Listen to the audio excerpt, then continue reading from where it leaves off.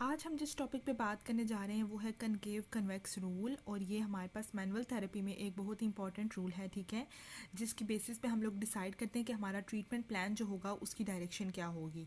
तो जब भी हम कनकेव कन्वेक्स रूल की बात करते हैं तो हमें एक चीट कोड मिलता है जो कि हमें सभी बताते हैं कि अगर तो मूविंग सरफेस जो होगी वो कनकेव होगी तो हमारा जो ट्रीटमेंट प्लान होगा उसकी डायरेक्शन सेम डायरेक्शन में अप्लाई करेंगे, ठीक है। लेकिन अगर मूविंग सरफेस जो होगी वो कन्वेक्स होगी तो हम लोग उसको अपोजिट डायरेक्शन में अप्लाई करेंगे।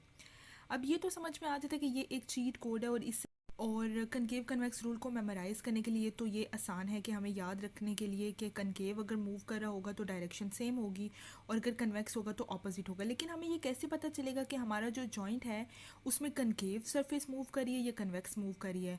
तो उसके लिए फिर हमें जॉइंट की एनाटमी की हाव होना बहुत ज़रूरी है, तभी हम लोग डिसाइड करेंगे कि वेदर कनकेव मूव करिए या कन्वेक्स मूव करिए, ठीक है। आज के इस लेक्चर में हम लोग जॉइंट के अकॉर्डिंग देखेंगे कि जॉइंट हमारी जो बॉडी में मेजर जॉइंट्स हैं जिन पे हम लोग ग्लाइड्स या रोलिंग या स्लाइड वगैरह हम लोग जो है वो अप्लाई करते हैं एज अ ट्रीटमेंट। तो हम लोग देखेंगे कि कौन सा जॉइंट है, उसकी एनाटमी क्या है और उसमें हम लोग कौन सी ग्लाइड्स किस मूवमेंट के लिए दे सकते हैं।